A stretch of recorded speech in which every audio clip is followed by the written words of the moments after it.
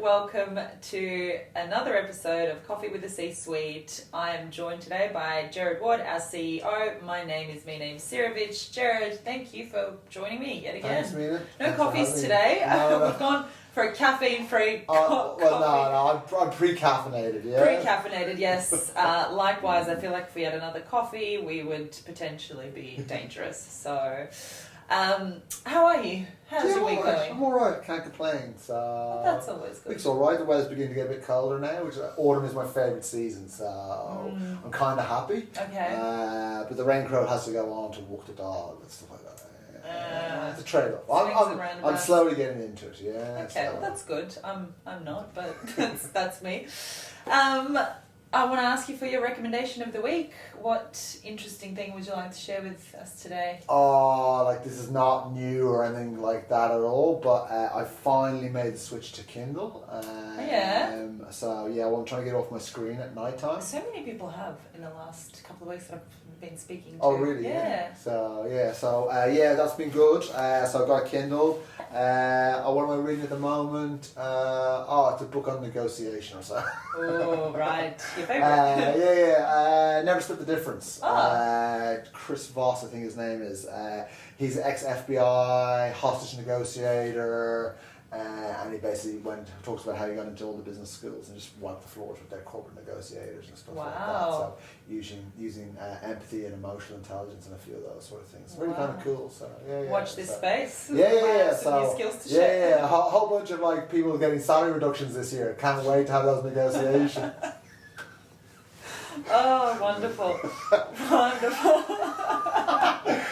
Everyone's going to do that. I heard it on Calvin C-Suite. We're having pay cuts. Oh my god.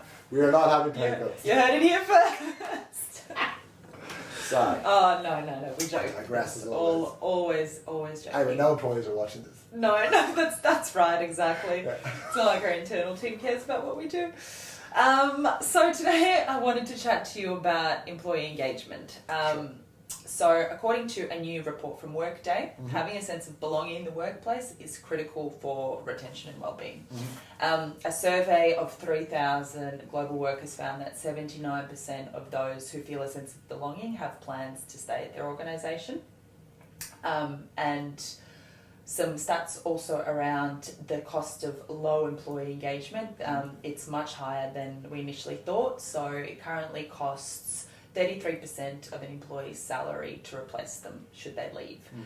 So it pays to identify those who enjoy the work and those who want to stay. Which leads me to my very first question is, how do we go about doing that? How do we find people who are going to enjoy the work to begin with? Well, try and have it's a real kind of simple one. It's much easier for a smaller business, but don't be an asshole. Yeah. I think it's really important to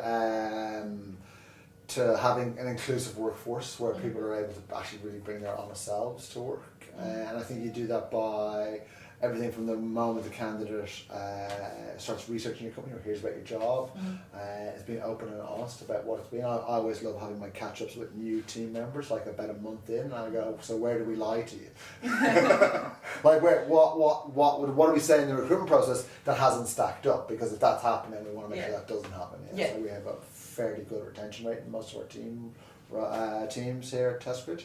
But I think it's really important to assess people on their behaviours and their values and their motivations to join your organisation, and you can sort of tick those off a few times, either in psych testing up front, interview guides, and those sort of things in the process. Yeah, absolutely. So it's essentially a match-up between, do they have the skills necessary to do the job and to actually feel fulfilment from their roles, but then also are they going to be happy doing I think work that's and it, the behavioural?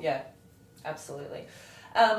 What would you say organisations can do to boost employee engagement with their existing? Sure. I think, I always like, again, openness, talking to your employees, sharing with insights with them, listening for feedback. Again, I think we talked about it, we touched on it a few episodes ago where we talked about, we had an AI that was listening for feedback. I think that's really important, is that people want to know that their feedback has been given, but they also want to know it's been heard. And I think that's really powerful within an organisation.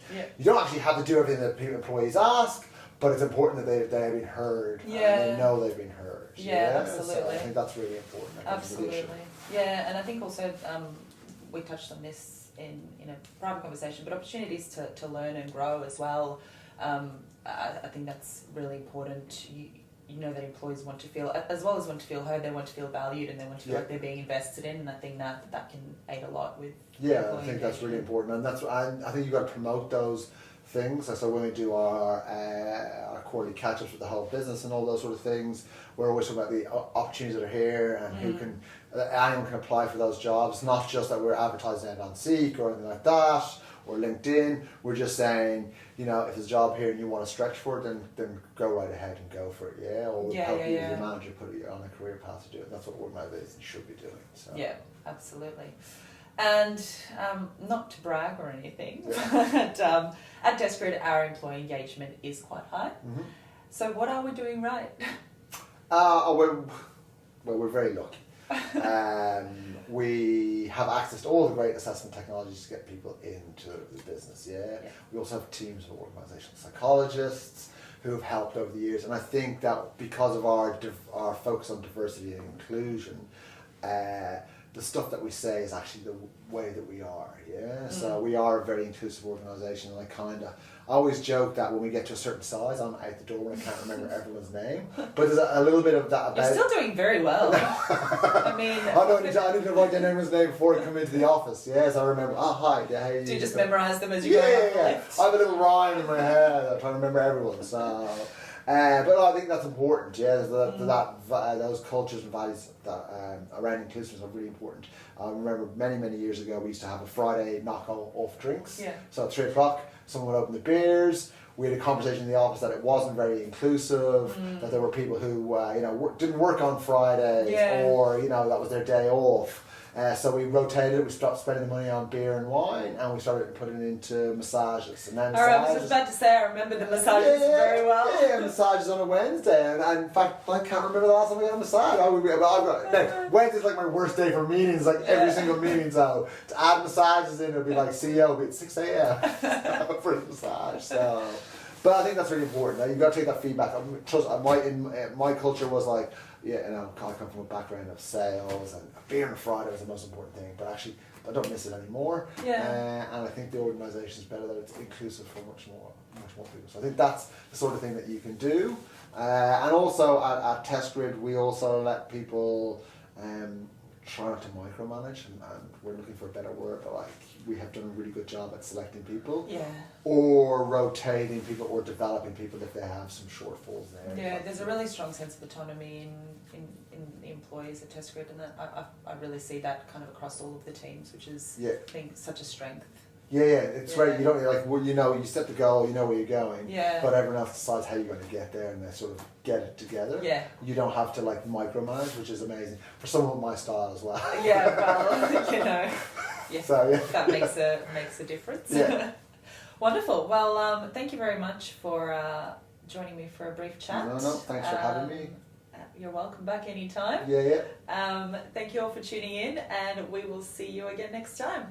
Bye.